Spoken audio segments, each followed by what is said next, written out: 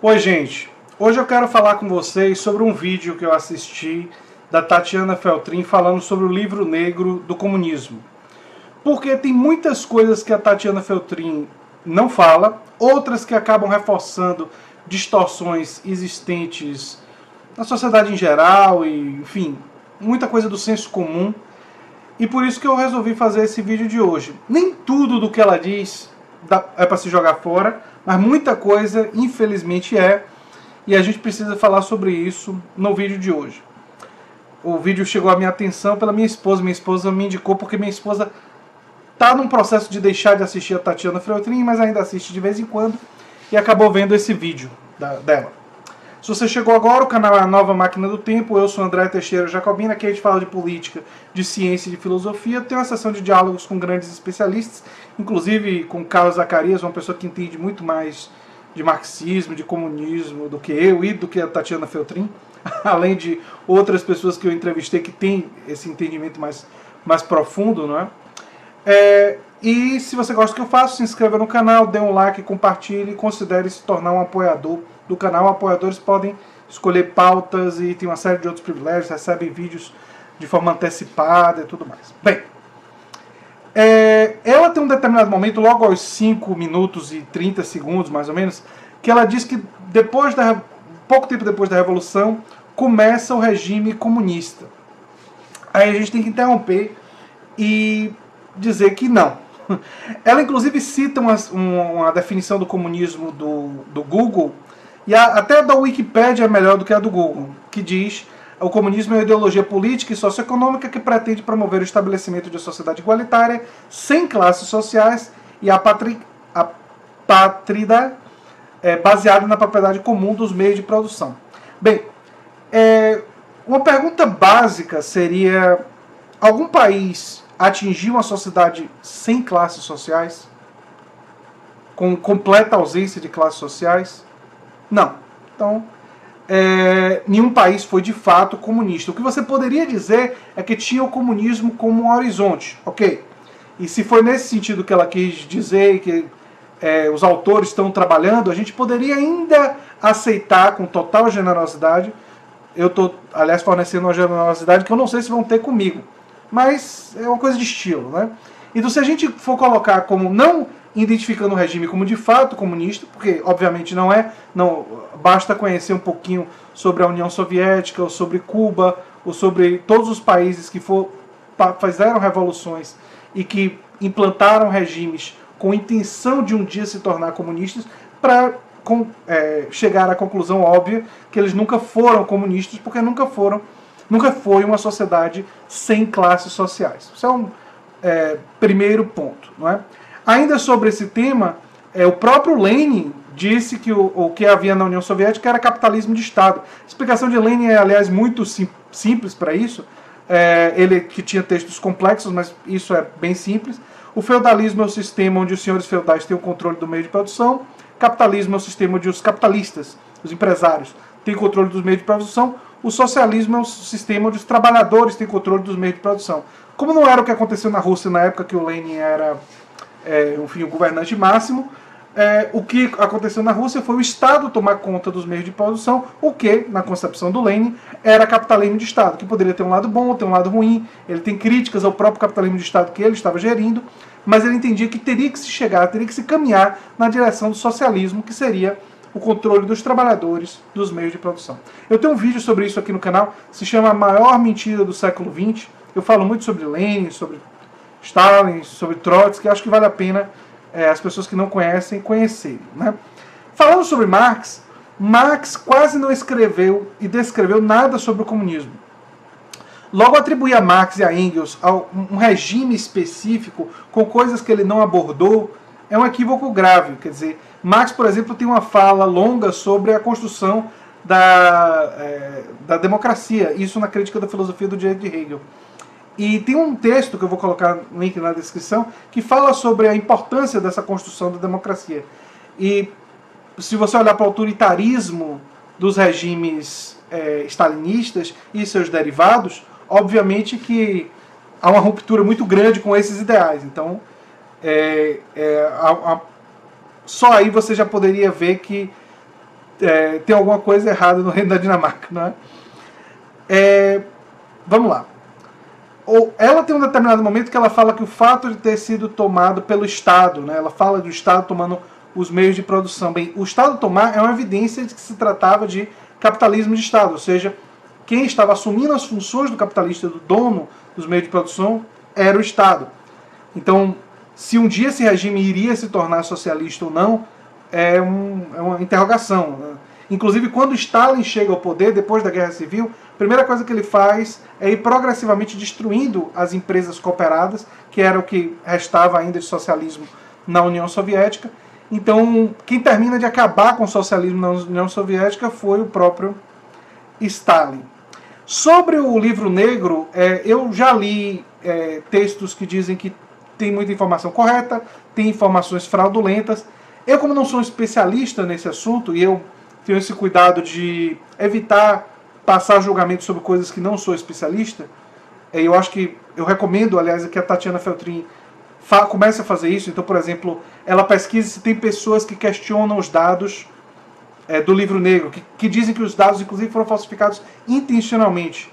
E ela pode dizer, olha, não me sinto em condições de avaliar nenhum lado nem o outro, você pesquise e tire sua própria conclusão. Ela, de certa forma, sugere que os dados, se a divergência seria uma divergência pouca, que não haveria muito impacto sobre a conclusão final, né? Ela está lendo sobre a Revolução Russa, com o livro negro do comunismo. Eu acho que ela deveria também recomendar livros com visões e com análises diferentes e que tem ampla pesquisa. E aí eu vou dar um exemplo. Lars Lee, um escritor norte-americano, então nós não estamos falando de ninguém umbilicalmente envolvido com essa questão, é um pesquisador mesmo, escreveu o livro Lenin Redescoberto. E ele faz uma análise que contrasta em grande medida com o que é dito no livro negro do comunismo. E se for falar da qualidade do trabalho do Lars Lee, comparar, quando eu tendo a ficar do lado do Lars Lee, embora não seja especialista no assunto, mais pelo fato do que o texto do Lars Lee, quando eu li, eu percebi o quão bem pesquisado aquilo dali era, e existem muitos questionamentos sobre o livro negro do comunismo. Então, acho que é sempre importante recomendar mais de um livro e falar de livros que questionam, que colocam a questão sobre um outro prisma, e, claro, o indivíduo lendo um, lendo o outro, vai tirar a sua própria conclusão. Ela estava querendo saber quem era o líder do Camboja. Eu imagino que ela estava falando do Pol Pot, né? E ela não comentou da Coreia do Norte, mas enfim.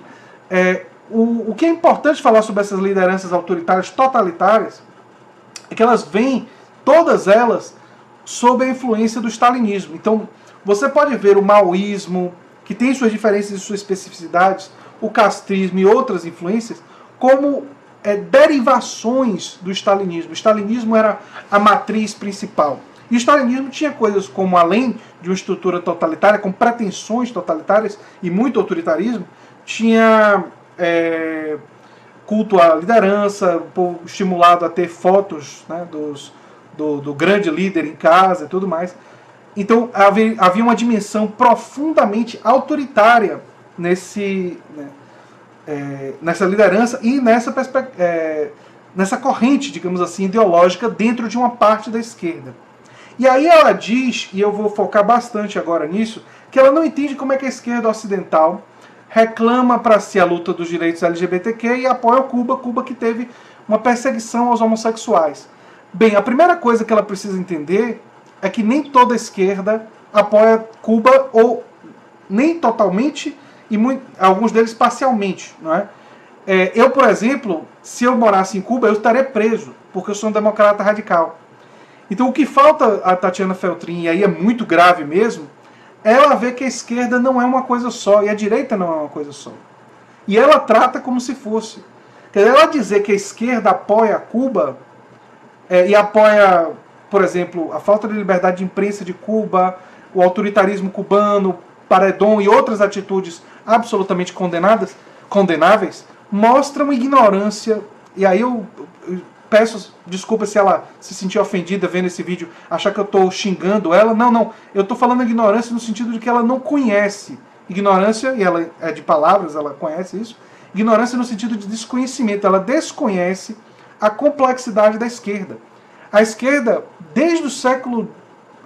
na Revolução Francesa já tinha muitas divisões, mas especialmente no século XIX, a esquerda tem múltiplas bifurcações, assim como a direita, e que você não pode implicar para a direita nacionalista e ultraconservadora crimes que ela cometeu e dizer isso para a direita liberal. Mesma coisa você não pode fazer com relação à esquerda ao falar do stalinismo e tratar a esquerda libertária, os anarquistas de esquerda e tudo mais, como se eles tivessem responsabilidade sobre o que os stalinistas fizeram. Sendo que os stalinistas mataram anarquistas. Quer dizer, mataram, fizeram oposição, e os libertários foram perseguidos também. Quer dizer, você e social-democratas e socialistas democráticos, quer dizer, a diversidade no campo da esquerda é gigantesca. Então ela dizer que ela não entende, na verdade, é pior, porque mostra que ela não entende a diversidade do campo de esquerda. E a diversidade do campo de esquerda significa que as pessoas, muitas das pessoas que se reclamam para si a luta dos direitos LGBTQ não apoiam Cuba, ou em sua totalidade, ou não apoiam especialmente o autoritarismo cubano. Há uma parte da esquerda com a qual eu não concordo totalmente, eu entendo o lado deles, mas eu divido um pouco. Ela faz o seguinte raciocínio: o imperialismo americano ele é tão danoso para a América Latina que, em termos de política internacional, seria necessário apoiar Cuba como uma estratégia para barrar e para se contrapor ao imperialismo americano. Mas isso não significa concordar com todas as políticas internas que o regime cubano fez ao longo do século XX. Eu acho que eu sou mais crítico de Cuba do que esses. Eu acho que esses estão tendo uma visão muito generosa com base no imperialismo americano. Eu concordo com a crítica ao imperialismo norte-americano. O imperialismo norte-americano promoveu golpes de Estado na América Latina. Inclusive aqui no Brasil, a ditadura militar teve o seu golpe apoiado pelo governo dos Estados Unidos. Então, obviamente, existem críticas legítimas a serem feitas, mas eu não passarei a mão por cima da cabeça de todos os arbítrios e autoritarismos do regime cubano, do castrismo, né, do Fidel Castro, e toda a violência de todos os autoritários que usaram do ideário socialista para se impor, para se estabelecer. E aí me leva a uma outra questão muito importante, né? Ela não falou sobre a esquerda que condena o stalinismo. Ela falou em um determinado momento que o coletivismo seria a ideologia que teria levado a essas tragédias. Aí eu levantaria uma outra hipótese. Será que não foi uma ideologia altamente hierarquizada, stalinista, que defendia uma série de coisas específicas que não tem respaldo no socialismo científico do século XIX, que não tem respaldo em várias correntes da esquerda, inclusive uma corrente que o Lenin aderiu durante um bom tempo? Ela, por exemplo, parece desconhecer que o Lenin deixou uma carta dizendo que Stalin nunca deveria chegar ao poder, porque era um homem violento e um homem perigoso. Lenin já tinha visto. Então, eu levanto uma segunda hipótese, diferente da dela. Será que não foi a ideologia totalitária do Stalin que se espalhou e a ideologia soube capitalizar sentimentos de revolta contra a pobreza, desigualdade social e tudo mais, que são sentimentos legítimos, e ela soube habilmente capitalizar isso para impor uma ideologia, essa sim, monstruosa? Me parece mais provável. Aliás, com base nas evidências históricas, e aí eu falo como historiador. Não é? Ela tem uma coisa que ela fala que é meio complicada também. Ela diz que o que veio depois do czarismo foi muito pior. Sim, foi terrível, tiveram massacres, genocídios, para muita gente foi muito pior. Mas será que foi pior para todo mundo? Eu sou uma pessoa que condeno totalmente o stalinismo. Totalmente. O stalinismo é uma coisa, foi genocida, matou milhões de pessoas, isso é inquestionável. E inclusive o próprio Stalin mandava matar pessoas em particular. Ele mandou matar Trotsky, mandou matar um monte de gente assim. Ele era um assassino, um psicopata. Ele mandava matar pessoas individualmente, além da questão das mortes por fome, guerra e tudo mais. Mas será que o povo que teve acesso ao primeiro sistema de saúde universal, se você perguntasse para eles que viveram durante o czarismo, eles considerariam tão pior? Isso significa que foi muito melhor? Não. foi trágico, foi terrível, o regime stalinista foi um regime genocida, mas tiveram também coisas boas. Isso não significa dizer que foi um mar de rosas, muito pelo contrário.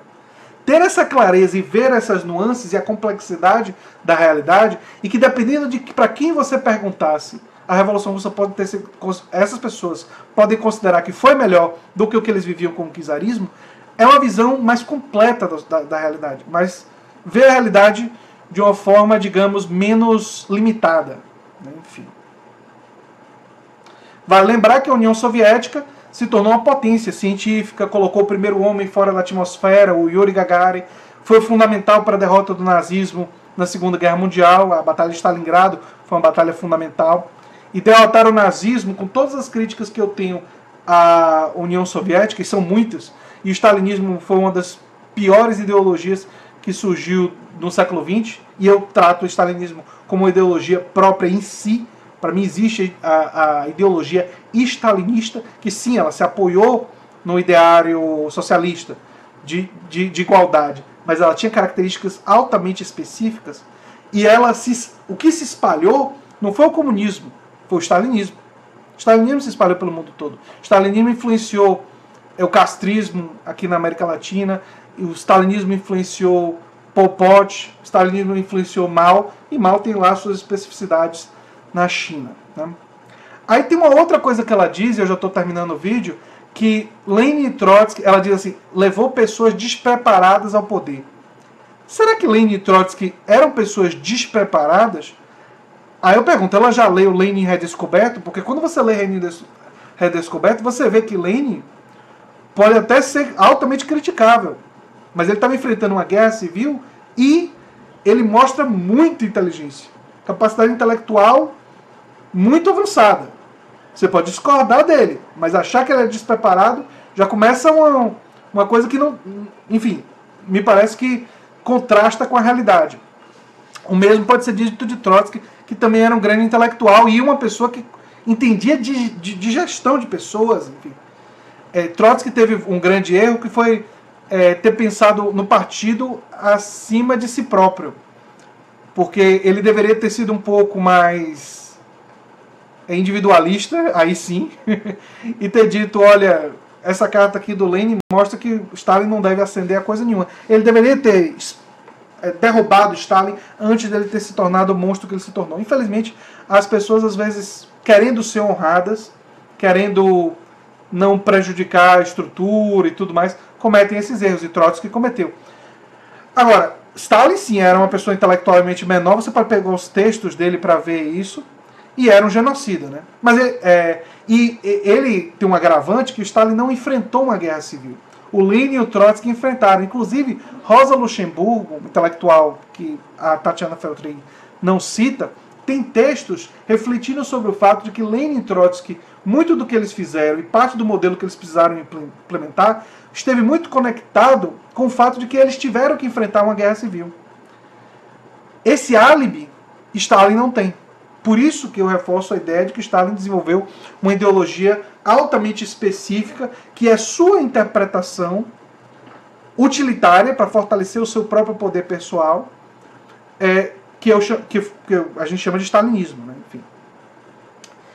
Então, as minhas críticas centrais à leitura da Tatiana Feltrin são essas. Eu acho que falta na leitura dela colocar mais o contraditório, colocar outras visões, outros autores que têm visões diferentes do autor que ela apresentou. Ela apresenta o livro Negro do Comunismo no vácuo, e tem problemas conceituais na aplicação dela. Agora, o principal problema é que ela parece desconhecer a existência de uma esquerda profundamente democrática, que ela não tem nenhum tipo de compromisso com esses regimes autoritários, e condena eles com tanta força e com tanta veemência quanto qualquer outro grupo político.